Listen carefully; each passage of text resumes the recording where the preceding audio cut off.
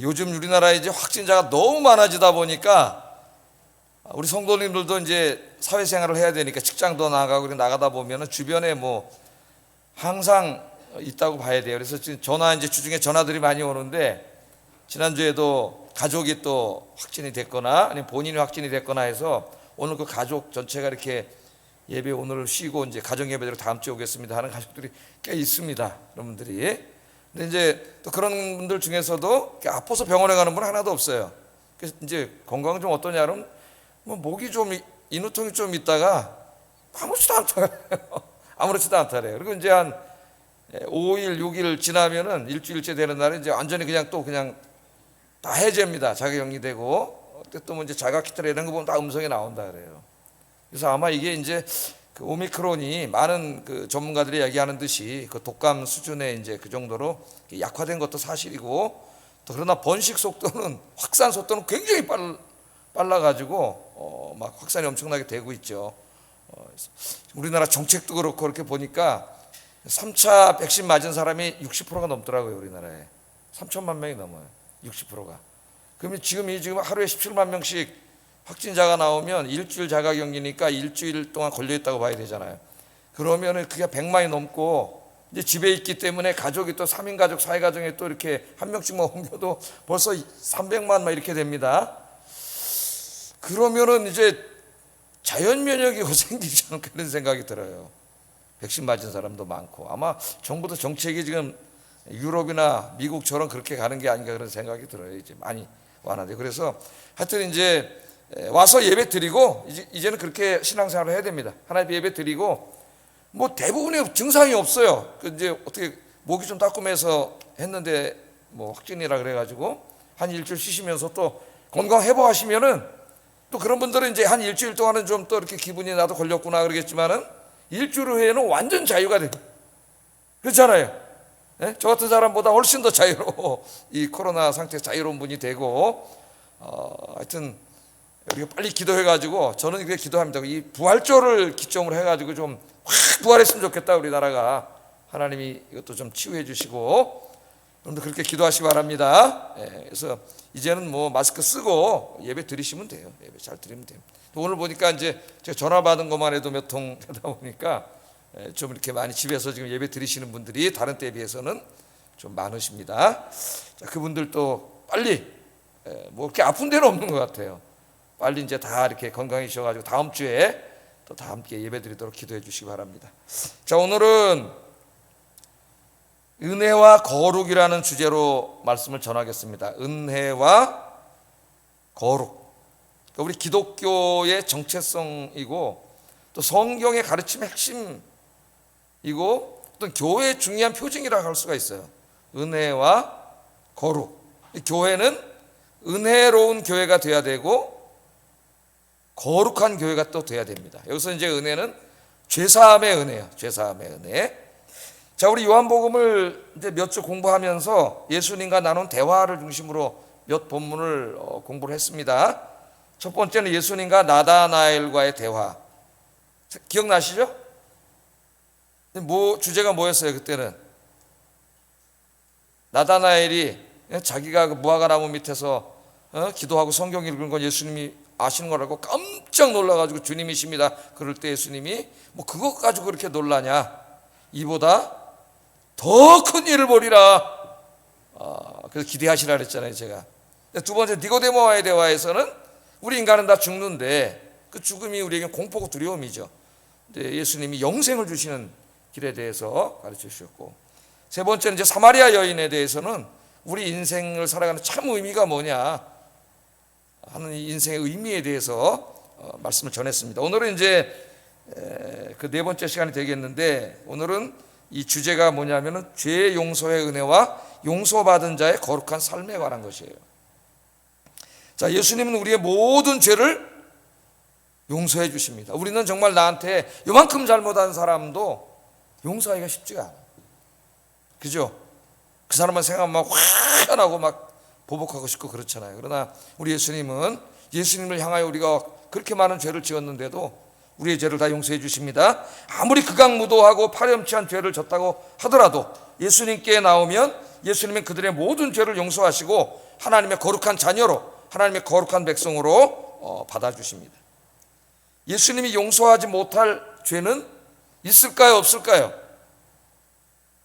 그래도 이런 죄인은 예수님 용서해 주실까? 그렇게 생각하는 죄도 있어요. 지금 우크라이나하고 이제 러시아하고 전쟁이라기보다는 러시아 일방적인 침공이라고 할 수가 있겠죠.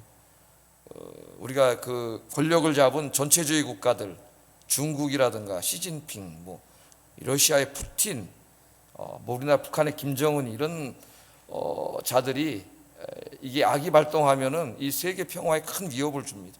많은 무고한 사람들이 지금 생명을 잃고 재산을 잃고 불안에 떨고 있죠. 그랬더니 우크라이나 축구 선수 하나가 그렇게 얘기했더라고요. 푸틴은 지옥 중에서도 최고의 지옥에 떨어질 거다. 이제 기독교 국가다 보니까는 그렇게 얘기했죠. 절대 용서해 주지 않을 거다. 가톨릭 믿는 사람들은 연옥도 못 간다. 전쟁범은 바로 지옥에 간다. 처참하게 죽기를 바란다. 막 이렇게 이제 우크라이나 사람들이 얘기를 하는 것을 제가 신문에서 읽었습니다.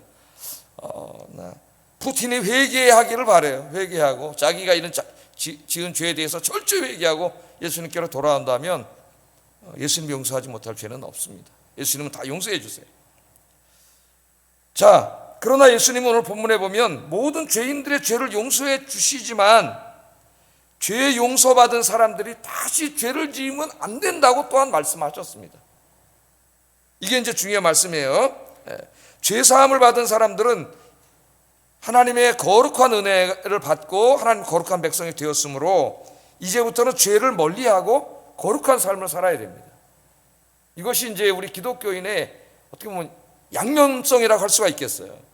우리는 죄사함 받은 자입니다. 큰 은혜를 받았지만은 죄사함 받은 자는 그 죄를 가볍게 여기면 안 되죠. 이제는 다시는 죄를 지으면 안 되고 하나님 말씀에 순종해서 거룩한 삶을 살아야 된다는 것이 우리 예수님의 중요한 가르침이에요. 이제 이 장로교 안에서 지나치게 은혜만을 너무나 강조하다가 죄사함, 용서받음, 또 한 축인 오늘 중요한 말씀, 거룩하게 살아야 되는 이 말씀을 간과함으로 기독교 윤리가 사라지고 기독교인들이 도덕적인 면에서도 세상 사람만도 못하게 사는, 그래서 손가락질을 받는 세상이 됐으니 얼마나 안타깝습니까? 오늘 이 말씀을 들으면서 죄사함 받아서 하나님의 거룩한 백성을 삼아주신 은혜에 감사하면서, 감사가 바로 여기가 감사죠. 이제는 죄를 멀리하고 정말 말씀에 순종해서 거룩한 삶을 살아가시는 여러분 되기를 주의 이름으로 축복합니다. 저는 말씀을 통해서 한번 좀 자세히 주의를 해보겠습니다. 공부를 해보겠어요. 자, 예수님께서 성전에서 사람들에게 하나님의 말씀을 가르치고 계실 때 서기관들과 바리새인들이 간음 중에 붙잡힌 여인을 예수님 앞으로 끌고 왔습니다. 이 서기관들과 바리새인들은 구약 성경과 모세 율법의 최고의 지식인들이에요. 최고의 전문가들입니다. 이들이 이제 끌고 와서 예수님께 질문을 하는 거예요. 근데 이 질문은 몰라서 예수님께 무슨 답을 구하는 질문이 아니고 답은 자기들이 알아요, 다. 예수님을 어떻게 올가매가지고 죽이려고 하는 이런 이제 올가미 질문입니다. 그 질문을 하는데, 자, 뭐라 그랬습니까? 오늘 말씀해 보면은, 자, 모세 율법에 따르면 간음한 여인은 돌로 쳐 죽이는 사형에 해당되는데 당신은 어떻게 해야 된다고 생각하십니까? 그렇게 질문을 했습니다. 그럼 사형시키면 되잖아요. 물론 자기들에게는 사형권도 없습니다. 로마의 식민 통치하에 있기 때문에. 자, 예수님에게 이 질문을 했어요. 그러니까 이 질문은 예수님을 고소하고 올가매기 위한 질문이에요. 6절 한번 읽어보겠습니다. 시작.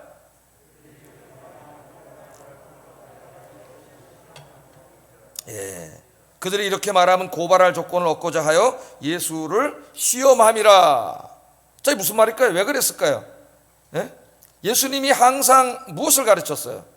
죄를 용서하고 사랑하고 이 죄사함에 대해서 예수님이 가르쳤죠. 그러니까 이제 이 서기관들과 바리새인들이 예수님의 가르침의 핵심을 잘 압니다. 그래서 이제 간음하다 붙잡힌 여인을 일부러 데리고 온 거예요.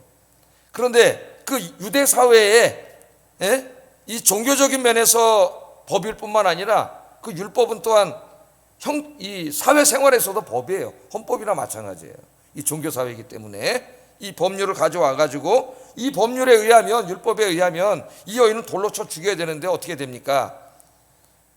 이게 어떻게 예수님에게 올무가 돼요? 예수님이 이제까지 뭘 가르쳤어요? 사랑을 가르쳤고 죄 용서를 가르쳤습니다. 그러니까 예수님이 이번에도 그가 비록 죄를 지었으나 그 죄를 우리가 용서해야 된다, 이렇게 예수님 말씀을 하시면 유대 사회에서 제일 중요하게 여기고 있는 율법의 말씀을 거역하는 거죠. 그는 살아남을 수가 없습니다. 율법을 거역하는 자로. 예수님이 이들의 이 올가미를 눈치채시고 이들에게 걸려들지 않기 위해서 아니 모세 율법에 사용하라고 그랬으면은 사용시켜라, 그렇게 예수님이 대답을 하셨으면은 이제까지 예수님이 죄에 대해서 가르치고 죄 용서를 가르치신 모든 예수님의 이 가르침이 다 어떻게 되는 거예요? 자기 스스로 부정하는 게 되는 거죠. 그것이. 그러니까 어떻게 대답해도 예수님이 굉장히 곤경에 처하게 돼 있습니다. 교묘한 질문을 많이 해요. 성경에 보면 예수님이 찾아와가지고. 자, 이 여인은 지금 예수님만 바라보고 있어요. 예수님의 말씀 한마디에 죽을 수도 있고 살 수도 있습니다. 지금 이 여인의 생명이 예수님께 달려있는데 예수님이 과연 뭐라고 대답을 하셨을까? 뭐라고? 아마 여러분이 이제 2000년 전으로 돌아가서 예수님 여기 계시고 바리새인과 서기관들이 질문을 했는데, 여인이 여기 있고 지금 이 여인의 생명은 예수님의 말 한마디에 달려있고 여러분이 그 군중 속에 있다면 도대체 예수님 뭐라고 말씀하실까 이제 긴장되는 마음으로 한번 바라보고 있겠죠. 자, 예수님은 율법에 따라 간음한 여인을 처벌하라고 하셨을까요? 아니면 여인이 지은 죄는 다 무시하고 그냥 용서하라고 하셨을까요? 이 질문에 대한 답이 오늘 우리 그리스도인들에게 중요한 교훈이 됩니다. 자, 말씀을 보겠습니다. 예수님께서 바리새인들의 질문을 들으셨어요.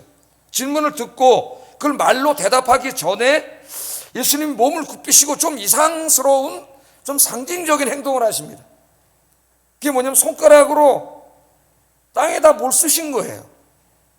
대답을 해줘야 되는데 뭐 용서하고 그냥 돌려보내라 그러든지 아니면 모세 율법대로 돌로 때려 죽이라 그러든지 뭐 말씀을 하셔야 되는데 말씀을 일단 하지 않고 손가락으로 말씀하기 전에 뭐를 이렇게 쓴 거죠. 6절 하반절 한번 보겠습니다. 시작. 과연 예수님께서 뭐라고 쓰셨을까? 언뜻 성경을 읽으면 답이 없습니다. 없는 것 같이 보여요. 사실은 답은 있는데. 자, 뭐라고 쓰셨을까? 그래서 이 요한복음 주석가들이 굉장히 많은 상상적인 해석을 했어요. 이런 본문에 대해서는 학자들의 의견이 상당히 많이 갈립니다. 제가 볼 때 이제 이 두 가지가 굉장히 중요하다. 두 가지가. 첫째는 당시에 그 로마의 법정에서 로마의 재판관들이 하던 행동이에요. 그들이 이제 피고가 오면 재판을 한 다음에 형량을 선고하게 되겠죠. 피고 홍길동은, 걔 홍길동만 걔 맨날 욕먹어 보니까 피고 누구누구는 징역 20년에 처한다. 이게 판결을 내리지 않습니까? 그런데 로마의 재판관들이 판결을 내리기 전에 먼저 펜으로 그 문서에다가 25년 이렇게 써요. 형량을 먼저 쓰고 그 다음에 말로 얘기를 하는 거예요.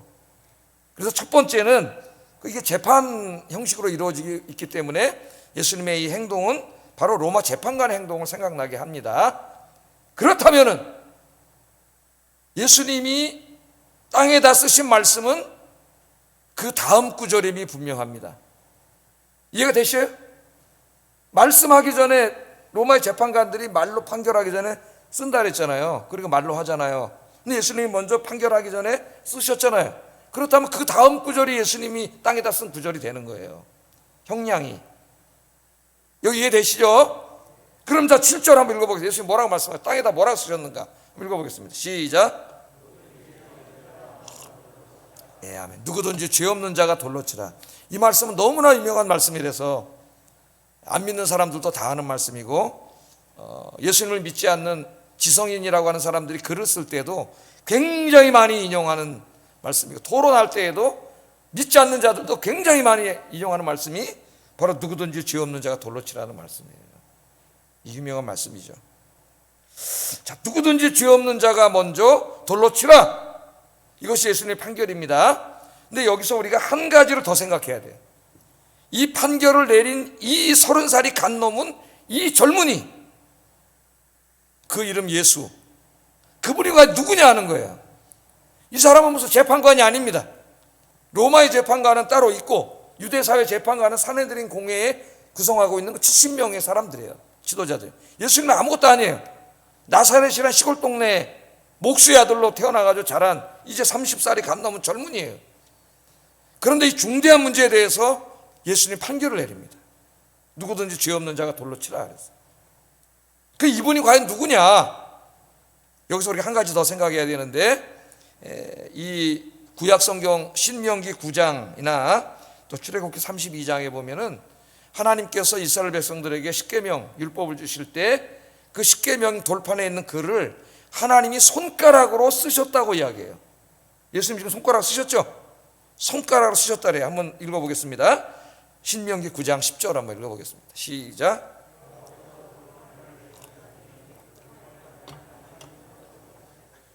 너희의 초홍의 날에 여호와께서 산상 불 가운데서 너에게 이르신 모든 말씀이니라.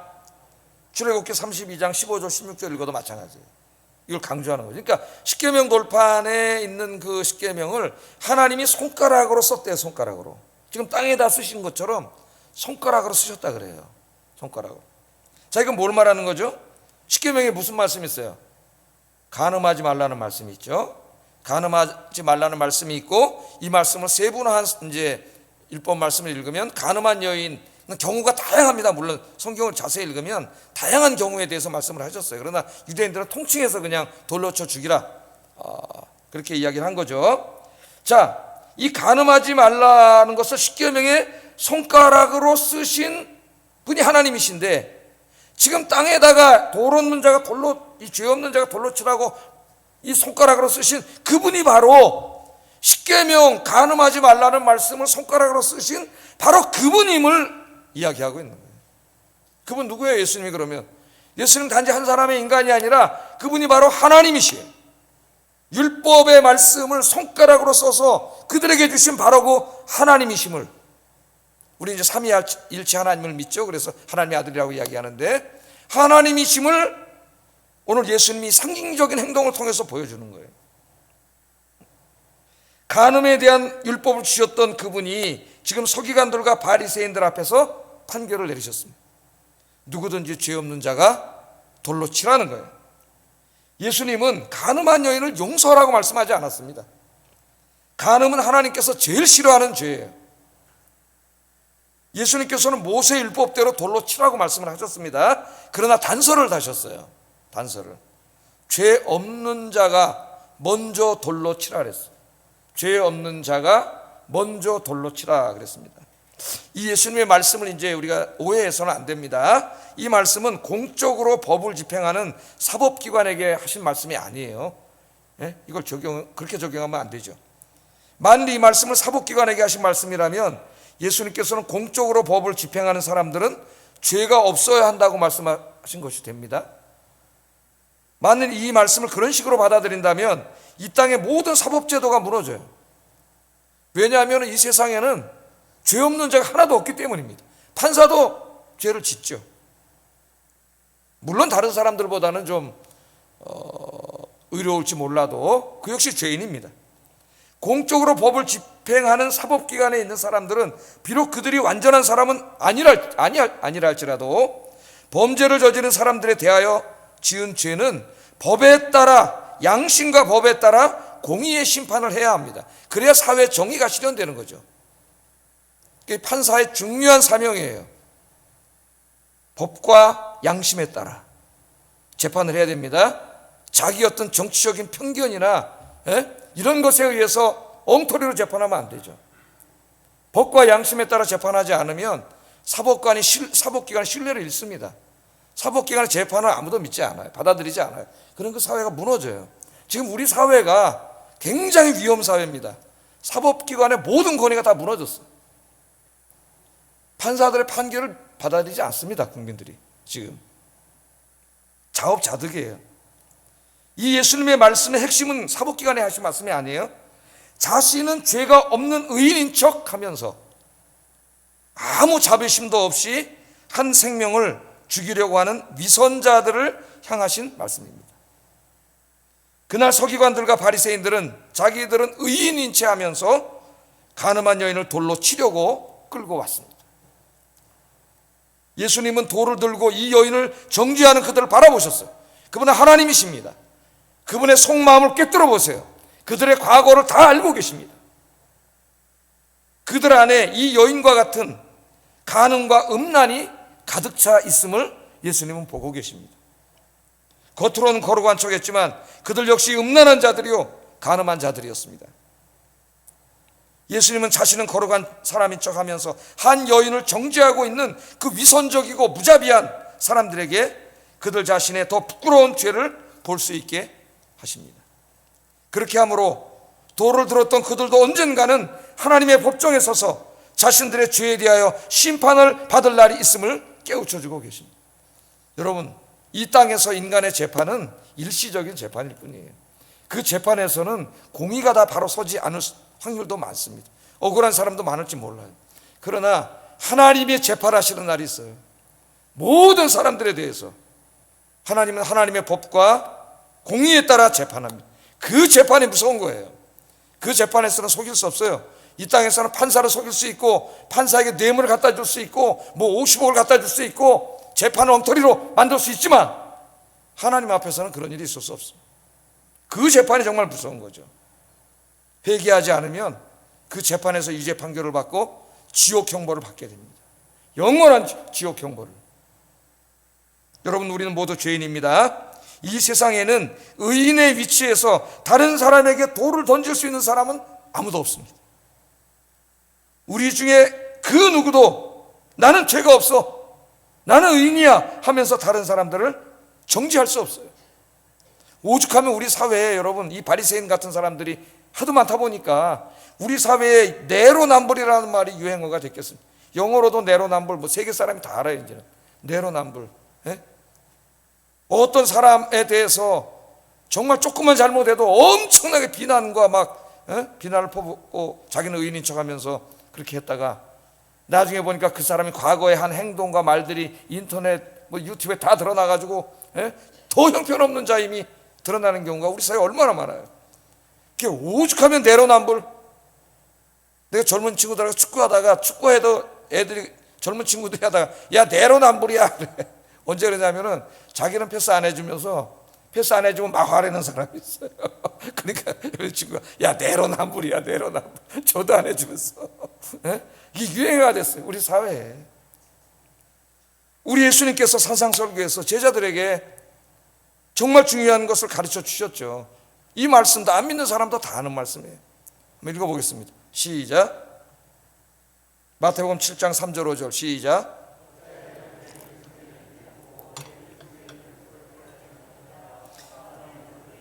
어찌하여 형제에게 말하기를 나로 내 눈 속에 있는 티를 빼게 하라 하겠느냐. 외식하는 자여 먼저 내 눈 속에 들보를 빼라. 그 후에 밝히 보고 형제의 눈 속에 티를 빼리라. 자기 눈 속에는 대들보가 하나가 들어가 있는 사람이 그러니까 내로남불이죠. 남들 눈에 보이지도 않는 그 티는 어떻게 이렇게 그만 찾아내는지 그걸 찾아내가지고 비난하고 정죄하고 자기 눈엔 대들보가 있는데 우리 예수님 뭐라 그래? 내가 널 보니까 네 눈엔 대들보가 있다. 지금 이 바리새인들에게 하는 말이에요. 서기관들에게. 하나도 거룩하지 않고 사람들이 없는 안 보이는 곳에 가서 온갖 음탕한 죄를 다 짓는 그들이 가늠한 여인을 붙잡아 놓고 자기는 굉장히 거룩한 척하면서 그 여인을 돌로 때려 죽이려고 하는 그 모습이 바로 우리의 모습입니다. 오늘 우리 사회에 가득 찬 이 땅의 지도자라고 하는 자들의 모습이에요. 부끄러움을 모르는 오늘 예수님의 이 말씀, 기독교인들만이라도 그 가운데 그 정치를 하는 사람들 중에 그 대학에서 가르친다고 하는 지식인이라고 자처하는 교수들 그 중에 기독교인들만이라도 오늘 예수님의 말씀에 귀를 기울이면은 우리 사회가 변할 텐데 너무나 안타까움이 있죠. 다른 사람의 허물을 보기 전에 늘 자신의 허물을 먼저 볼 수 있기를 주의 이름으로 축복합니다. 내가 엉망진창인데 뭘 두고 보고 뭐라 그러겠어요. 내가 주님 앞에 바로 서야지. 그리스도인들은 하나님의 이 정의를 남에게 적용하기 전에 가장 먼저 자신에게 적용할 줄 알아야 돼요. 자신에게. 네? 남에게 손가락질 향하기 전에 정말 우리 그리스도인들은 나는 어떤가, 나는 바르게 살아왔는지 자신에게 정의를 적용해야 되지 않겠습니까? 우리 아이께 성도님들이 그렇게 되기를 주의 이름으로 축복합니다. 자, 예수님의 말씀이 끝났습니다. 죄 없는 자가 돌로 쳐라. 어떻게 했을까요, 이 사람들이? 예? 요새 우리나라 사람들 보면은 돌 집어 던졌을 거예요. 왜? 다 그러고 있잖아요, 지금. 예? 막 날개 길게 뛰다가 또 다 찾아냅니다. 요새 한 번 말한 것은 없어지지 않아요. 인터넷에 다 찾아 나와요. 그래서 이 4차 산업혁명 시대에 이 인터넷 전문가들이 앞으로 미래 사회에 정말 경쟁력 있는 사람 누구냐? 정직한 사람이라 그래요. 일관된 사람, 정직한 사람. 왜? 다 남아. 옛날에 내가 언제 그랬어요? 여러분, 그만이에요. 기억은 금방 잊어먹고 한 달 전 얘기도. 그러나 이제는 사라지지 않아요. 다 다시 튀어나옵니다. 다 소환됩니다. 예? 정직한 사람, 일관된 삶을 사는 사람, 그 사람들이 바로 기독교인인데, 기독교인이 그렇게 된다면 앞으로 미래 사회에서 가장 경쟁력 있는 사람이 될 거예요, 여러분. 자, 예수님이 죄 없는 자가 돌로 쳐라. 자, 생각했을 거 아니에요. 그것도 뭐라 그랬어요? 먼저 돌로 치라 그랬어요. 한 번에 같이 던지면 군중심리에 던질 수 있습니다. 먼저 치라 그랬어요. 먼저. 어떤 일이 벌어졌느냐? 이 말씀을 듣고 돌을 던지려고 들고 있던 사람들이 양심의 가책을 받았다 그랬어요. 양심의 가책. 그래도 우리보다는 낫다, 그런 생각이 들어요. 9절 한번 읽어보겠습니다. 시작.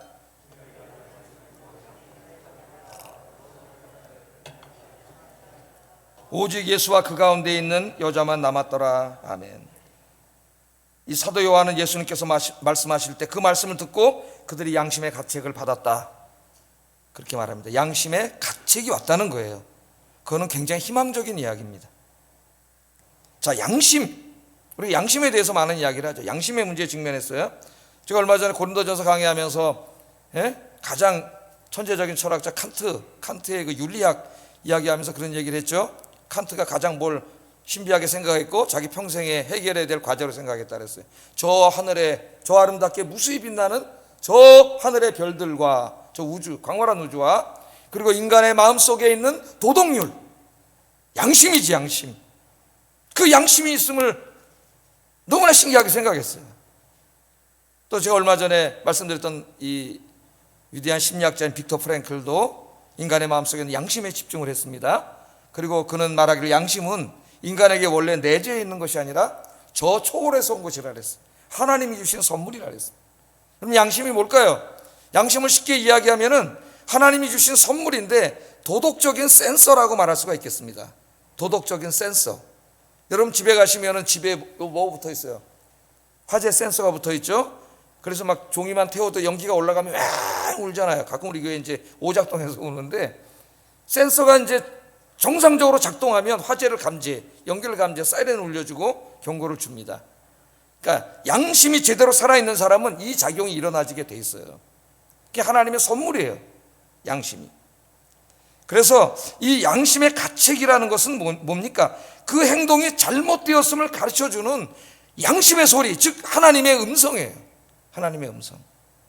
여러분도 양심에 그런 거 있잖아요. 내가 약간 잘못하거나 죄를 지면 양심의 가책을 받죠.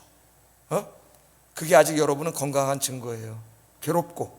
그게 하나님의 음성이에요. 양심의 소리는 하나님의 음성이다. 그걸 우리가 알아야 됩니다. 자, 우리가 죄를 지었을 때 하나님은 양심을 통하여, 양심의 가책을 통하여, 양심의 소리를 통하여 우리에게 말씀하시는 거예요. 그렇게 살면 안 된다. 그러니까 하나님의 선물이에요. 그런데 죄가 반복되면은요, 하나님의 선물인 양심이 무디어지기 시작합니다. 그 기능을 다하지 못하게 돼요. 그렇게 되면 양심을 통해 말씀하시는 하나님의 음성이 들리지 않습니다. 성경은 그런 상태를 양심이 화인 맞은 상태라 그래요. 우리 속담에도 얼굴에 철면피를 깔았다, 얼굴에 철판이 됐다 그러잖아요. 이사야서에도 나와요. 얼굴에 철판이 된 사람들. 얼굴이 철판이 되면 아무리 죄를 지어도 전혀 양심의 가책을 느끼지 못하고 전혀 부끄러움을 느끼지 못합니다. 오히려 막 궤변을 늘어놓고 이상한 소리를 하고 막 그걸 정당화시키려고 그러고 막 그래요. 우리 사회가 그런 사회가 돼가지고 이런 사회 속에 살고 있는 한 시민으로서 너무 힘들어요. 사실 저는 이런 거짓과 불의가 판을 치는 이 사회에 너무 힘든 거죠. 이 상태를 성경은 양심에 화인 맞은 상태라고 하는데, 디모데전서 4장 2절 한번 읽어보겠습니다. 시작. 거짓말하는 자들이라, 이 에베소 교회에 찾아와가지고 온갖 거짓말로 사람들을 깨이고 죄를 짓는 사람들을 향하여 자기 양심이 화인 맞은 사람이라 그랬어요. 양심이 화인 맞은 사람. 그러니까 이것은 양심이 완전히 이제 고장난 사람이에요. 센서가 작동하지 않습니다. 아무리 죄를 지어도 양심의 가책을 느끼지 못하고 얼굴이 철판이 된 거예요. 그 사람에게는 더 이상 양심의 소리, 즉 하나님의 음성이 들리지 않습니다. 그렇게 되면 그 사람은 하나님의 형상이 아니라 짐승과 같은 사람이 됩니다. 짐승과 같은 사람. 도를 들은 사람들은 모두가 양심의 화인을 맞은 사람들이었어요. 그러니까 끌고 온 거예요. 자기는 더 부끄러운 죄를 지으면서도. 그런데 예수님의 말씀을 들을 때 양심의 소리가 다시 들리기 시작한 거죠. 예수님이 말씀을 통하여 그들의 양심의 센서를 조금이라도 살려놓으신 거예요. 그때 그들은 양심의 소리를 들었겠죠. 너도 너 저 여인만큼 심각한 죄인 아니냐? 네가 과연 돌을 던질 자격이 있냐? 그 음성이 들린 거예요. 하나님의 음성이에요. 그게. 순간 돌을 들었던 사람들은 자신이 부끄러워지기 시작했습니다. 그들은 한 사람씩 슬그머니 돌을 놓고 돌아가기 시작했습니다. 이것이 바로 하나님이 성령을 통하여 우리 안에 거하시면서 하시는 일이에요. 우리의 화인 맞은 양심을 하나님은 성령을 통하여 고쳐주세요. 그래서 성령 충만한 사람은 양심이 활발하게, 이 센서가 굉장히 민감해집니다. 그러려면 늘 기도하고 늘 성경 말씀을 묵상하고 예배드리고 찬송을 부르고 주님과 가까이 해야 돼. 그러면 우리 안에 있는 성령님이 하나님의 선물인 양심을 아주 민감한 최고의 센서를 가진 양심으로 하나님께서 치유해 주세요. 오늘 이 시간에 여러분 치유해 주시기를 주의 이름으로 축복합니다. 그러면 작은 죄 하나에도 굉장히 괴롭습니다.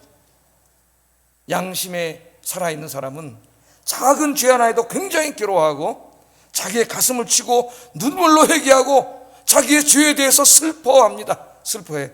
사도 바울처럼 로마서 7장에 사도 바울이 오호라 나는 곤고한 사람이로다. 내 안에 하나님의 뜻을 따르고자 하는 내가 있고 자꾸 나를 죄짓게 하는 내가 있는데 내가 하나님의 뜻을 따르지 않고 자꾸 죄를 짓는다. 나는 곤고한 사람이라 그랬어요. 사도 바울이 정말 그렇게 많은 죄를 진 사람일까요? 무슨 사도 바울이 그렇게 많은 죄를 졌을까요, 여러분? 그도 죄를 졌겠지만은. 양심의 센서가 아주 민감하게 살아있는 사람, 성령 충만한 사람이기 때문에 작은 죄 하나도 용납하지 못하는 거예요. 자기 인간의 연약함 때문에 한번 화를 냈거나 말을 통해서 무슨 실수를 했거나 자기의 이 작은 죄 하나에도 견디지 못하는 거죠. 그게 살아있는 그리스도인이에요. 그리스도인, 성령 충만한 그리스도인입니다. 여러분들이 그렇게 되기를 주의 이름으로 축복합니다. 양심이 살아있는 사람이 되어서 작은 죄 하나에도 몹시 괴로워하고 슬퍼하는 사람, 정말 하나님 옆에 철저히 회개하는 사람, 정말 양심적인 사람, 오늘 우리 사회에 가장 필요한 사람이 아닐까요? 그리스도인이 천만이 된다고 하는데 그리스도인이 이렇게 양심적인 사람이 되면 얼마나 좋을까요? 남을 탓하기 전에, 남을 비난하기 전에, 손가락질하기 전에 그 정의의 잣대를 먼저 자신에게 가져와서 먼저 양심적으로 자신을 잴 수 있는 사람, 그런 그리스도인들이 되시기를 주의 이름으로 축복합니다. 그게 진짜 그리스도인이에요. 진짜 그리스도인. 이제 모든 사람들이 다 돌아갔습니다. 예수님하고 여인하고 둘이 남았어요. 그때 예수님께서 여인과 대화를 나누십니다.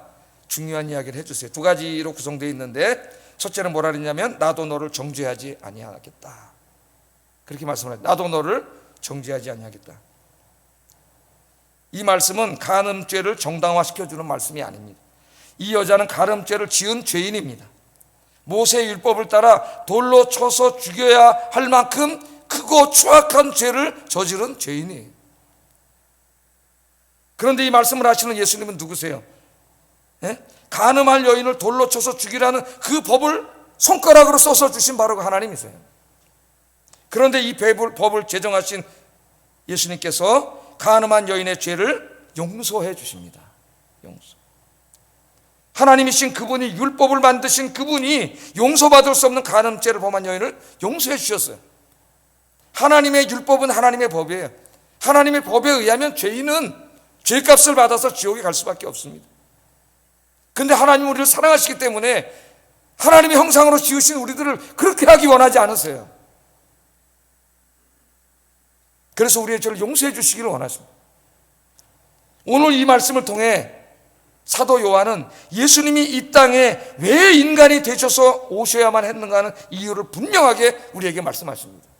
왜 하나님이신 그분이 왜 인간이 되셔서 이 불편한 인간의 몸을 입고 이 죄악 세상 가운데 오셔야만 했는가?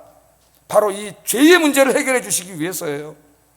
이 죄의 문제를 해결해 주지 않으면 우리 인간은 죄 짓고 살다 죽어서 영원한 지옥 형벌을 받고 멸망할 인간입니다. 그러나 하나님 우리를 사랑하시기 때문에 이 죄의 문제를 해결해 주시려고 제2위 하나님이신 성자 하나님, 우리 예수님이 인간이 되셔서 오셔서 십자가에서 저와 여러분이 지금 모든 죄를 어깨 위에 다 짊어지시고 우리가 받아야 될 그 엄청난 죄의 형벌을 예수님이 다 받으시고 십자가에서 죽으신 거죠. 그래서 우리가 받은 은혜 중에 가장 큰 은혜는 죄사함 받은 은혜입니다.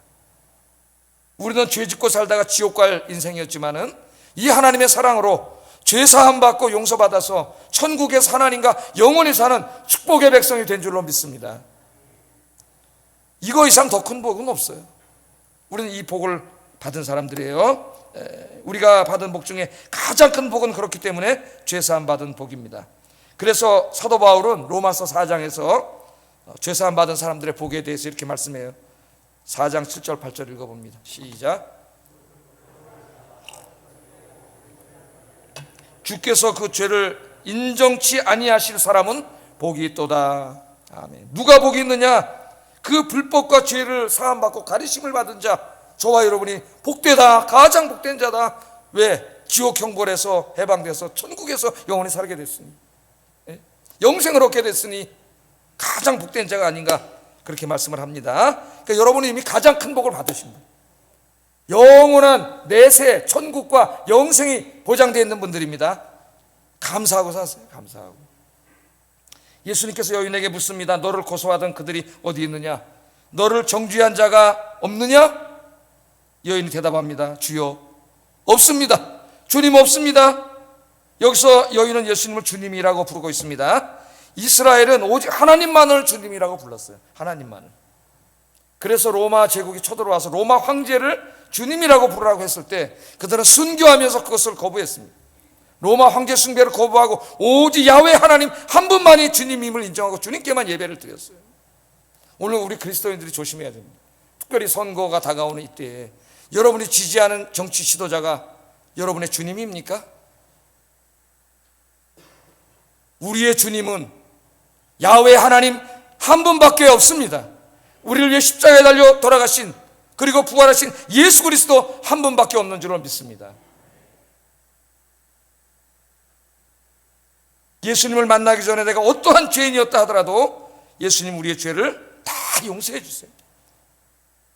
제가 그 상담 심리학책을 하나 읽다가 한 상담 사례를 읽게 되었습니다.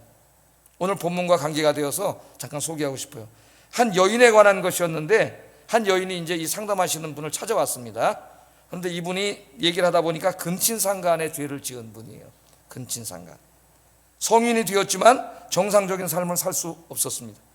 이 여인은 자신에 대한 낮은 자존감과 자신에 대한 죄의 혐오 때문에 고통당하고 있어요. 나 같은 게 살아서 뭐하나, 그런 고통이죠. 그러던 중 예수님을 믿게 됐습니다. 죄의 용서에 대한 설교를 오늘처럼 들었어요.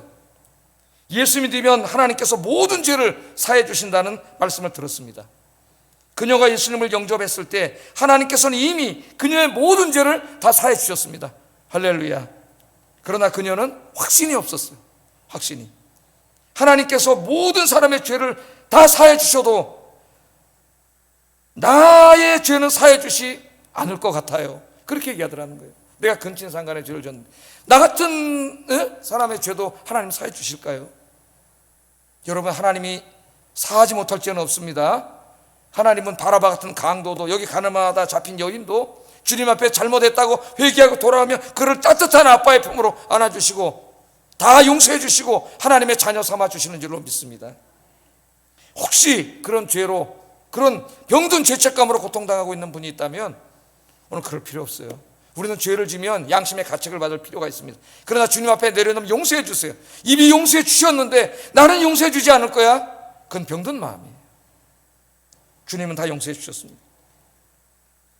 누구든지 예수님을 믿으면 과거에 나는 완전히 십자가에 못 박아 장사 지냈고 새 사람으로 다시 태어나는 거예요. 고린도전서 5장 17절 한번 읽어보겠습니다. 고린도 후서 같은데, 시작. 새 것이 되었도다. 고린도 후서 말씀일 거예요. 그런즉 누구든지 그리스도 안에 있으면 새로운 피조물이라. 예수 믿고 구원받으면 여러분 새로운 피조물이 됐다는 거예요. 우리는 원래 예수 믿기 전에는 옛 피조물이었어요. 아담과 하와의 후손입니다. 원죄를 가지고 태어난 죄인이에요. 그런데 예수 믿으면 우리의 옛사람을 십자가에 못 박아 장사 지냈어요. 장사. 똑같이 보이지만 똑같은 게 아니에요. 여러분, 새롭게 크리에이트, 뉴 크리에이트, 하나님이 새롭게 만드셨어요. 예수님의 보혈로, 성령으로 새롭게 만드셨어요. 이제 여러분은 옛사람이 아니에요. 새 사람입니다. 하나님의 새로운 자녀, 거룩한 자녀가 된 줄로 믿습니다. 우리 기독교는 이처럼 죄 용서의 종교, 은혜의 종교입니다. 그러므로 그리스도인들이 모이는 교회는 사랑과 은혜의 공동체가 되어야 됩니다. 교회는 세상의 모든 사람들이 찾아와서 죄 용서받고 구원받는 곳이 되어야 돼요. 저런 사람이 어떻게 교회 왔지? 그러면서 어떤 죄인이 왔는데, 죄를 지은 사람이 왔는데, 과거에 이렇게 좀 떳떳하지 못한 사람이 왔는데 눈초리를 주고 그래서 쫓아내버리면은 그건 교회가 아니에요. 교회는 어떠한 죄인도 이 주님의 따뜻한 품에 안고 그 죄를 용서해줘서 새 사람으로 만드는 것이 교회입니다. 우리 아현교회가 주님의 은혜와 사랑이 충만한 그런 교회, 그런 그리스도인들이 되시기를 주의 이름으로 축복합니다. 그런데 여기서 끝난 게 아니고요, 예수님이 한 가지를 더 말씀하셨어요. 이게 이제 우리가 간과하는 말씀이에요. 굉장히 중요한 말씀입니다. 나도 너를 정죄하지 아니하노라. 거기 성경 이야기가 끝나는 게 아니에요. 그 다음 말씀이 있어요. 그 다음 말씀 한번 읽어보겠습니다. 시작. 아멘. 가서 다시는 죄를 범하지 말라. 예수님이 그렇게 말씀하셨습니다. 자, 예수님은 그녀의 과거의 죄를 용서해 주셨지만 거기서 끝나는 게 아니라 이제부터는 네가 용서받은 하나님의 자녀로서 다시는 간음죄 같은 죄를 짓지 말라고 명령을 하셨어요. 죄 용서받은 우리들은 다시는 죄 짓지 않도록 힘써야 합니다.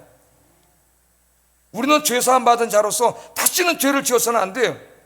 죄사함 받은 사람은 이제는 하나님의 말씀에 순종하여 거룩한 삶을 살아가야 됩니다.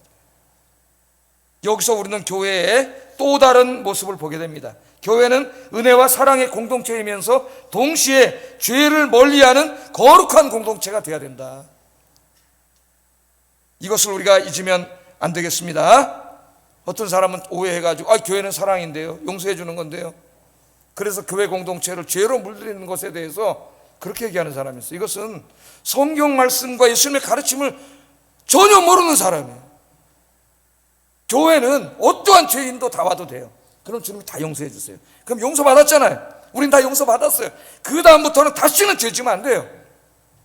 거룩하게 살아야 됩니다. 거룩은 교회가 하나님의 거하시는 성전임을 보여주는 가장 분명한 표징이에요. 표징. 교회의 특징이 뭐냐? 거룩과 사랑이에요, 여러분. 거룩과 사랑, 사랑은 은혜예요. 은혜. 교회가 거룩을 이루면 더 이상 하나님의 교회가 아닙니다. 교회가 세상과 왜 구별됩니까? 세상은 거룩한 공동체가 아니에요. 죄가 시글시글한 것이에요.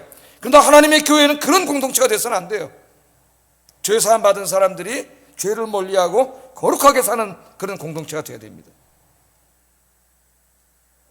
교회는요, 하나님이 거하시는 거룩한 하나님의 성전입니다. 하나님은 거룩하시기 때문에 죄가 있는 곳에 함께 거하시지 않습니다. 그래서 죄를 짓고 있는 공동체에는 하나님이 떠나가세요. 그 영광이 떠나가시면 그 교회는 더 이상 교회가 아니에요. 그런 교회가 많습니다. 거기는 죄인들이, 인간들이 모여서 서로 자기들끼리 싸우고 험담하고 욕하고 그런 죄악의 소굴이 되는 거예요. 우리는 우리 교회가, 이제부터 잘 들으세요, 우리 교회가 거룩하신 하나님이 임재하실 수 있는 거룩하신 곳이 되게 만들어야 될 사명이 있습니다. 죄는 하나님의 임재를 불가능하게 만들어요. 하나님은 거룩한 교회에 임재하셔서 예배자들에게 복을 주십니다. 우리가 여기서 자꾸 죄를 지어 죄악의 공동체가 되면 하나님이 떠나셔요. 하나님이 없으신데 누가 복을 줘요? 복을 주시는 분은 하나님이신데. 여러분 신명기를 읽어보면 신명기 주제가 복과 저주예요. 하나님의 말씀에 순종해서 거룩하게 산 사람은 복을 주시고, 하나님의 말씀에 불순종해서 죄를 짓고 산 사람은 하나님의 저주를 받습니다. 왜 그럴까요, 여러분? 신명기는 가나안 땅, 약속의 땅에 들어가기 직전에 모압 평지에서 하나님 주신 말씀이에요. 자, 여러분, 가나안 땅에 들어갔습니다. 그런데 그 가나안 땅에 들어가서 가장 큰 축복은 뭐냐면 하나님이 그곳에 임재하시는 거예요. 하나님이 임재하셔야 그 땅에 사는 사람들에게 복을 주십니다. 지켜주시고 먹을 것도 주시고 병도 고쳐주시고 삶도 인도해 주시고, 이게 다 하나님이 임재하셔야 이루어지는 거예요. 그런데 이스라엘 사람들이 거기 들어가서 죄를 지면 하나님이 그 이스라엘 가나안 땅에 임재하실 수가 없어요. 그래서 저주를 받게 되는 거예요. 여러분, 하나님의 교회도 마찬가지고 여러분의 인생도 마찬가지고 여러분의 가정도 마찬가지입니다. 여러분의 인생과 여러분의 가정과 우리의 교회의 가장 큰 복은 하나님이 임재하시는 거예요. 그래서 여러분에게도 복을 주시고 지켜주시고 치유해 주시고 이끌어 주시는 거예요. 여러분 가정도, 우리 아영교회도. 그러기 위해서는 하나님의 임재하심을 내가 못하게 하는 죄를 지면 안 돼요. 늘 거룩하셔야 돼요. 그래서 하나님이 내가 거룩하니 너희도 거룩해야 돼. 거룩해야 거룩하신 하나님과 동행할 수가 있어요. 우리 아영교인들이 죄사함 받은 은혜에 늘 감사하면서 이제부터는 죄를 멀리하고 하나님 말씀에 순종해 거룩하게 사시는 여러분 되기를 주의 이름으로 축복합니다. 기도하겠습니다. 말씀을 생각하면서 기도 제목으로 삼겠습니다. 양심의 화인 맞은 자가 아니라 양심이 살아있는 자가 되어 작은 죄 하나에도 괴로워하고 슬퍼하고 회개하는 사람이 되게 해달라고 기도하세요. 굉장히 중요한 기도 제목이에요. 이 기도를 안 해야 사람들이 제일 중요한데. 두 번째, 다른 사람의 죄를 정죄하기 전에 먼저 나의 죄를 바라볼 수 있는 사람이 되게, 그런 양심적인 사람이 되게 해달라고 기도하세요.